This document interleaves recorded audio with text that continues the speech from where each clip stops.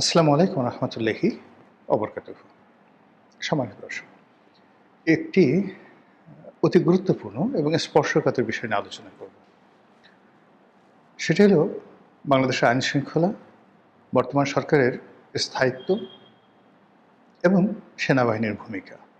বুঝতে পারছেন, প্রতিটি বিষয়ই এতটা গুরুত্বপূর্ণ যে পান থেকে চুন খসলে দেখা গেল যে আমাদের দেশে যে চিরাচরিত অবস্থা, যে কোনো একটা দ্বন্দ্ব ফ্যাসাদ, বিবাদ, বিসংবাদ তৈরি হয়ে যেতে পারে। আর আমাদের দেশের সেনাবাহিনী নিয়ে, বিচার বিভাগ নিয়ে কথা বলা খুবই যন্ত্রণার একটা বিষয়। তারপর এর কারণ হলো বিচার বিভাগ এবং সেনাবাহিনী যদি আপনাকে টার্গেট করে ফেলে, বিচার বিভাগ বলে যে আপনি অবমাননা করেছেন। সেনাবাহিনী আপনাকে ধরে নিয়ে ডিজিএফআই অফিসে নিয়ে আপনাকে জিজ্ঞাসা করলো, একটা কথাবার্তা বললো। কেউ আপনি কোনো সাহায্যকারী খুঁজে পাবেন না। আল্লাহ ছাড়া তখন আপনার আর কেউ থাকবে না। এইজন্য মানুষদেরকে এই বিষয়গুলো নিয়ে কখনো কথা বলেন। অথচ এই বিষয়গুলো নিয়ে কিন্তু আসলে খোলামেলা কথা বলা উচিত। অবশ্যই শালীনতা রেখে এবং অবশ্যই যৌক্তিকভাবে, যাতে করে এই দুটো প্রতিষ্ঠানের কোনো ক্ষতি না হয়। দ্বিতীয়ত, আমাদের দেশের বেশিরভাগ মানুষ ক্ষমতাধরদেরকে তোয়াজ তদবির করে। এই কদিন আগে ডক্টর মোহাম্মদ ইউনূসের, যাকে বলে জুতো টানার জন্য মানুষের অভাব ছিল না, এখন তাকে গালাগালি করে তার ১৪ গোষ্ঠী উদ্ধার করে, বাংলাদেশে একসময় ইউনূস নামে কোনো একটা লোক ছিল, এটা এখন মনেই হচ্ছে না, বা তিনি কি জীবিত না মৃত এটা বোঝা যাচ্ছে না। তো সেই ক্ষেত্রে এই তারেক রহমান সাহেবকে কেন্দ্র করে কয়দিন আগে যারা আজে বাজে কথাবার্তা বলতো, ভীষণ রকম আজে বাজে কথা বলতো, এখন সেই সমস্ত মানুষ এত বড় দরবেশ সেজে গেছে, তারা এখন তারেক রহমান সাহেবকে আব্বা ডাকেন, বাপ ডাকেন।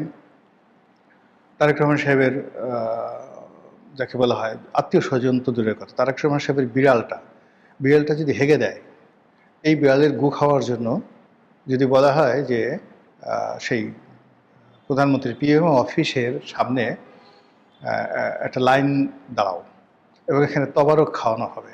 তবারক কি? বিড়ালের গু, জেবুর গু। আপনার কি মনে হয় লোকের অভাব হবে? অথবা যদি বলা হয় জেবুর গু দিয়ে, তারেক রহমান সাহেবের যে বিড়াল, সেই গু দিয়ে তাবিজ বানিয়ে যদি আপনি গলায় লটকিয়ে রাখেন, আপনার এই উপকার হবে। ট্রাফিক আইন ভঙ্গ করবেন, কোনো সমস্যা হবে না, বলবেন এই যে গলায় জেবুর গু আছে। আপনি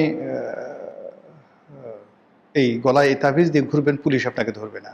আপনি চাঁদাবাজি করবেন, মাস্তানি করবেন, গুন্ডামি করবেন, এবং যখনই লোকজন আপনার কাছে যাবে, আপনি ওই তাবিজটা দেখায় বলবেন, জানো এটা কি? এটার মধ্যে জেবুর গু আছে। আপনি যদি এই কালচারও বাংলাদেশে চালু হয়ে যায়, আমি অবাক হব না। আমাদের দেশের মানুষগুলো আসলে এরকম অসভ্য, ভীষণ রকম অসভ্য।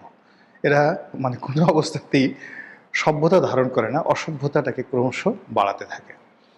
তো সেই দিক থেকে গত ২ বছরে শেখ হাসিনার পতনের পরে যে অসভ্যতামিগুলো শুরু হয়েছে এই বাংলাদেশে, বিশেষ করে মব কালচার, চাঁদাবাজি, খুন, ধর্ষণ, রাহাজানি এবং আইনশৃঙ্খলার যে অবনতি, এটা ক্রমশ বাড়ছে এবং আগামীতে বাড়বে। এবং এখানে মোটামুটি যতটা ব্যালেন্স, এই ব্যালেন্স সেনাবাহিনী রক্ষা করছে। পুলিশ আসলে এখানে মানসিকভাবে গত ২ বছর যাবৎ তারা যে ট্রমার মধ্যে আছে, এবং এখনও পর্যন্ত পুলিশের মধ্যে যে ট্রমা চলছে, এই ট্রমা পুলিশ কাটিয়ে উঠতে পারেনি। এর মধ্যে একবার পোশাক পরিবর্তন হয়েছে, আবার পোশাক পরিবর্তন হবে। ৩টে গ্রুপ এখানে চলে গেছে। শেখ হাসিনার গ্রুপ চলে গেছে, ছাত্রলীগের গ্রুপ চলে গেছে, ইউনূসের গ্রুপ চলে গেছে, জামাতের গ্রুপ চলে গেছে, ৩টে গ্রুপ চলে গেছে। এখন নতুন করে বিএনপির গ্রুপ দাপট দেখাচ্ছে। আর ডক্টর মোহাম্মদ ইউনূস, জামাত এবং আওয়ামী লীগের যে লোকগুলো চিহ্নিত ছিল তারা গেছে, আর যারা চিহ্নিত হয়নি তারা গুপ্ত হয়ে একদম চুপচাপ বসে আছে। এরা কোনো কাজ করছে না এবং কোনো কাজ করবে না। ফলে পুলিশ দিয়ে আমাদের এই অবস্থার উন্নতি হবে না। এবং এই কারণে কি হলো, হঠাৎ করে যখন এই সেনাবাহিনী জুন মাসে মাঠ থেকে চলে যাবে, তখন সরকারের অবস্থায় কী হবে, এই বিষয়গুলো নিয়ে আলাপ আলোচনা হচ্ছে। প্রথমত, সেনাবাহিনী হঠাৎ করে এখান থেকে সরিয়ে নেওয়ার কথা আসলো কেন? এখানে সরকারের সাথে সেনাবাহিনীর সঙ্গে কোনো দূরত্ব তৈরি হয়েছে, বা সরকারের মধ্যে কোনো ইগো তৈরি হয়েছে? এই কারণ হলো, কিছু মানুষ আছে যারা বলার চেষ্টা করছেন, ডক্টর মোহাম্মদ ইউনূস যেভাবে একটা সেনা সমর্থিত সরকার ছিল, সেনাবাহিনী মাঠ থেকে সরে গেলে ডক্টর ইউনূস ১ মিনিট টিকতে পারতো না। একইভাবে তারেক রহমান সাহেবের সরকারও সেনা সমর্থিত সরকার। কাজেই সেনাবাহিনী যদি না থাকে, তারেক রহমান সাহেব টিকবে না। এই বদনাম থেকে নিজেদেরকে রক্ষা করার জন্য, নিজেদের বীরত্ব দেখানোর জন্য সেনাবাহিনী ব্যারাকে ফেরত পাঠানো হতে পারে। ১ ২ নম্বর হলো যে, নির্বাচনের আগে ইনুস জামানাতে জেনারেল ওয়াকারুজ্জামান বেশ স্পষ্ট করে বলেছিলেন যে আমরা মাঠে থাকতে চাচ্ছি না, যত দ্রুত সম্ভব একটি নির্বাচন হবে, নির্বাচন দিয়ে আমরা আমাদের কর্মস্থলে ব্যারাকে ফিরে যাব। সেই কারণে এটা একটা শিডিউল, তাদের যে নর্মাল শিডিউল বা তারা যেভাবে আগে কথা দিয়েছিল ঠিক সেই কারণে হতে পারে। অথবা সেই সেনাবাহিনী ব্যারাকে ফিরিয়ে এনে আবার সেনাবাহিনী নামানো হতে পারে নতুন করে সেই অপারেশন ক্লিন হার্ট চালানোর জন্য, হতে পারে যে কোনো। এখন এগুলো নিয়ে নানা রকম কথাবার্তা হচ্ছে। দেশি বিদেশি যে সকল কন্টেন্ট ক্রিয়েটার রয়েছেন যারা সরকার বিরোধী, তাদের বক্তব্য হলো যে এই সেনাবাহিনী উঠে গেলে এই সরকার 1 ঘন্টা টিকবে না। আবার যারা প্রো গভর্নমেন্ট সরকারের পক্ষে লোক, তাদের বক্তব্য হলো যে এই সরকার তো সেনাবাহিনীর হাত ধরে ক্ষমতা আসেনি, এ সরকার তো সেনাবাহিনীর নির্ভরশীল নয়, তার একটা বিশাল কর্মী বাহিনী রয়েছে। সারা বাংলাদেশে বিএনপির প্রায় 6 কোটি লোক বিএনপি করে, এর মধ্যে সক্ষম ভোটার নেতাকর্মী মিলিয়ে নট লেস দ্যান যারা লাঠি হাতে নাতে পারে এদের সংখ্যা 1 কোটির উপরে। তো সেই 1 কোটি লোকের যিনি নেতা, তিনি এখন উজিরে আজম। তো সেই উজিরে আজম তিনি কেন মাত্র আমাদের 1.5 লাখ 2 লাখ সেনাবাহিনীর সদস্য রয়েছেন তাদের উপর কেন নির্ভর করবেন? এটা তো হয় না। এই কথাবার্তা চলছে। আর এরই মধ্যে সেনা প্রত্যাহার যদি শুরু হয়ে যায়, যেটা স্বরাষ্ট্রমন্ত্রী বলেছেন জুন মাস থেকে পর্যায়ক্রমে তোলা হবে।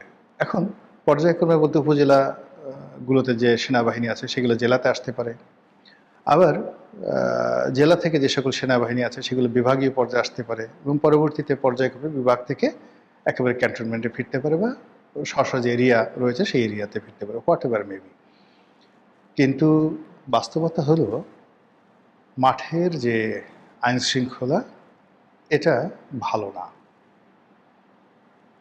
2 নম্বর হলো যে সেনাবাহিনীকে ভয় পায় জনগণ এখন।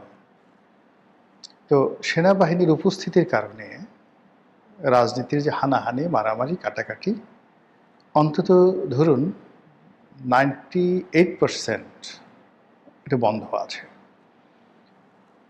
যারা সুযোগ সন্ধানী, অন্যায় করবেন অপকর্ম করবেন সুযোগ খুঁজছেন, তারা চোখ বুজে অপেক্ষা করছেন সেনাবাহিনী কখন নামবে বা সেনাবাহিনী কখন উঠে আসবে। ফলে সেনাবাহিনী উঠে আসার সঙ্গে সঙ্গে একটি যাকে বলা হয় অনিয়ন্ত্রিত পরিস্থিতির সৃষ্টি হতে পারে। এটা একেবারে অস্বাভাবিক চিন্তা না। এই জন্য সরকারকে আগের থেকেই যদি মানসিকভাবে তারা নিজেদেরকে শক্ত করে এবং সেই যে সেনাবাহিনীর যে অপূর্ণতা, সেনাবাহিনীর যে অভাব, সেনাবাহিনীর অবর্তমানে যে উদ্ভূত পরিস্থিতি সেইগুলো নিয়ন্ত্রণ করার জন্য যদি তাদের আগের থেকে প্যারেড হয়, লেফট রাইট হয়, তাহলে তুলনামূলকভাবে সরকার স্বস্তিতে থাকবে। এই গেল এক।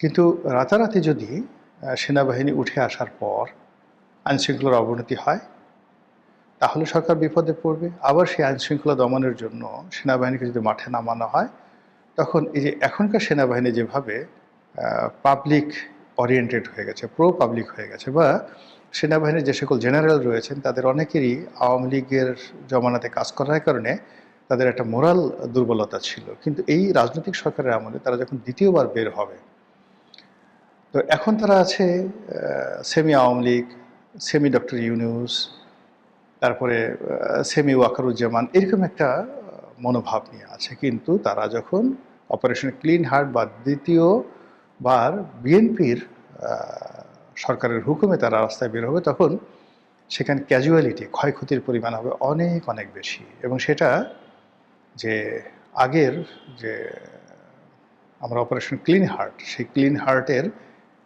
অন্তত 10 গুণ ক্যাজুয়ালিটি, ক্ষয়ক্ষতি বেড়ে যাবে। তো সেক্ষেত্রে আমি মনে করি ব্যক্তিগতভাবে যে এখন যে রাজনৈতিক সরকার আছে তাদের উচিত সেনাবাহিনীর সঙ্গে আসলে টোটাল বিষয়গুলো নিয়ে খোলামেলা আলোচনা করা।